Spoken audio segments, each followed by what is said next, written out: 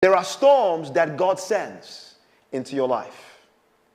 And then the final category of storms are the storms that the enemy inflicts upon us. So there are self-inflicted storms, there are God storms, and then there are enemy-inflicted storms. You see, the God type of storms can come upon a person who is living in obedience in the same way the God type of storm can also come upon a person who is living in disobedience. God storms come about in different dimensions, whether a person is in obedience to God or in disobedience to God. In the case of Jonah, Jonah's storm was brought about by the hand of God because of disobedience. God said, go to Nineveh and preach. He said, no. God brought a storm. In the case of Joseph, Joseph did nothing wrong.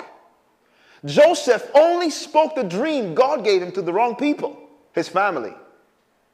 Be careful who you share your dreams with. Joseph found out the hard way. He shared his dreams with his brothers. His brothers were jealous and hated him for it. They sold him into slavery. And from that moment on, Joseph went from one storm to the next. He went from son to slave.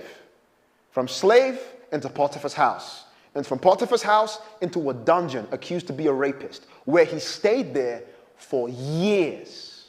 More than a decade, he was in that place. It was a storm calculated by God whilst he was in obedience.